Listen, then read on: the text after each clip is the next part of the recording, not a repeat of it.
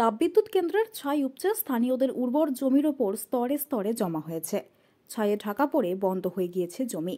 একসময় ক্ষতিগ্রস্ত কৃষকরা নিয়মিত ফসলের ক্ষতিপূরণ পেলেও গত 10 বছরের বেশি সময় ধরে বন্ধ সেই ক্ষতিপূরণ। প্রতিবাদে মেজিয়া তাপবিদ্যুৎ কেন্দ্রের প্রস্তাবিত ছাইপুকুর খননের কাজ বন্ধ করে বিক্ষোভে সামিল হলেন ক্ষতিগ্রস্ত কৃষকরা। বাঁকুড়ার মেজিয়া তাপবিদ্যুৎ কেন্দ্রে প্রতিদিন বিদ্যুৎ উৎপাদনের জন্য পোড়ানো হয় টন টন কয়লা। সেই কয়লার ছাই জলের সঙ্গে গুলে নিয়ে যাওয়া হয় তাপবিদ্যুৎ কেন্দ্রের অদূরে থাকা ছাইপুকুরে। কয়েকশো একর জমির ওপর থাকা সেই ছাইপুকুর ছায়ে ভরাট হয়ে যায় প্রায় 2 দশক আগেই। সেই ছাইপুকুর থেকে উপচে পড়া ছাই কখনো বাতাসে ওড়ে, আবার কখনো জলের সঙ্গে ভেসে গিয়ে জমা হতে থাকে ছাইপুকুর লাগোয়া রাধাকৃষ্ণপুর ও জামগাড়ি গ্রামের কৃষকদের জমিতে। স্তরে স্তরে সেই ছাই জমা হয়ে এককালের উর্বর জমি কার্যত বন্ধ হয়ে যায়।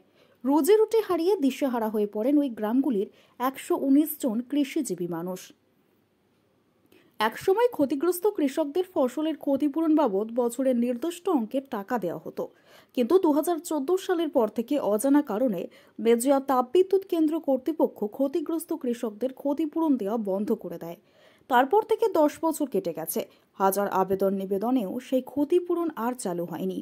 সম্প্রতি ঠিকাদার সংস্থার মাধ্যমে দ্বিতীয় ছাইপুকুর খননের কাজ শুরু করে মেজিয়া তাপবিদ্যুৎ কেন্দ্র কর্তৃপক্ষ। ক্ষতিগ্রস্ত কৃষকদের 10 বছরের ক্ষতিপূরণ বকেয়া রেখে কোনোভাবেই দ্বিতীয় ছাইপুকুর খনন করা যাবে না, এই দাবিতে আন্দোলন শুরু করেন। আজ দ্বিতীয় ছাইপুকুর খননের কাজ বন্ধ করে বিক্ষোভে ফেটে পড়েন এলাকাবাসীর দাবি, আগে মেজিয়া তাপবিদ্যুৎ কেন্দ্র কর্তৃপক্ষকে বকেয়া ক্ষতিপূরণ দিতে হবে, তারপর দ্বিতীয় ছাইপুকুর খননের কাজ তারা করতে দেবেন। আমাদের 9 সাল থেকে আমরা ডিবিসি প্রথম যখন এসডিএম হয়, তারপরে আমাদের জমি ছাই পড়ে অযোগ্য হয়ে যায়। অযোগ্যর ফলে ডিবিসি সার্ভে করে আমাদের পেমেন্ট শুরু হয়েছিল, 3 ক্ষেপ আমাদের পেমেন্ট করেছিল। তারপরে হঠাৎ ডিবিসি আমাদের জমির ক্ষতিপূরণ বন্ধ করে দেয়। 2014 সাল থেকে আমরা এখন পর্যন্ত ক্ষতিপূরণ পাইনি। সেই ক্ষতিপূরণ দিলে পরে কাজ আমাদের শুরু করা চলবে। কতগুলো পরিবার রয়েছে? আমাদের 119 জন আছে।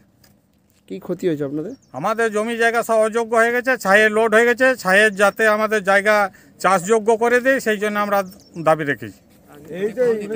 কর্তৃপক্ষকে জানিয়েছেন এই বিষয়টা? কর্তৃপক্ষকে জানিয়েছি, কর্তৃপক্ষ পেমেন্ট দিচ্ছিল, দেওয়া সত্ত্বেও মাঝখানে বন্ধ করে দিয়েছে।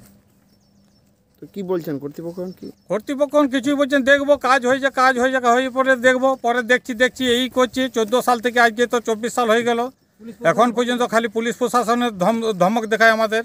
কিছু লোকের পেমেন্ট করছে, আর আমাদের জায়গাটা কি কারণে বন্ধ করে দিল আমরা তো কিছু ঠিকই পাচ্ছি না। কি চাইছেন এখন?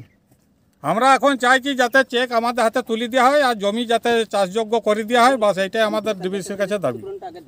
ক্ষতিপূরণটা আগে দেওয়া। 2009 সাল থেকে আমরা ক্ষতিপূরণ পেয়ে আসছিলাম। 2014-র পর আমরা হঠাৎ করে ডিবিসি কর্তৃপক্ষ টাকা বন্ধ করে দেয়। এই বকেয়া টাকা আমরা যাতে পাই ক্ষতিপূরণের, সেই টাকা দেওয়ার জন্য অনুরোধ করছি। 2018 সালে ডিবিসি কর্তৃপক্ষ বলেছিল যে ইরিগেশন থেকে ওরা একটা চাই, কাগজ চাই, ইরিগেশন বলেছিল নাকি ওর জায়গা।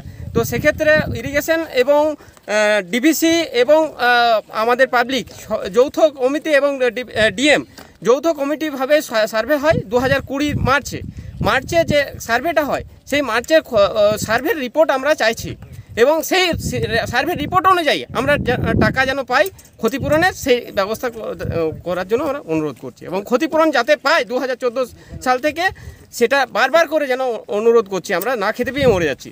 কতগুলো গ্রামের মানুষ রয়েছেন আপনারা? আমরা এই মুহূর্তে জামগাড়ি এবং রাধাকৃষ্ণপুর মিলে 119 জন পরিবার এই করা আছে, জমি গাছে। কি নাম আপনার? তাপস গড়াই।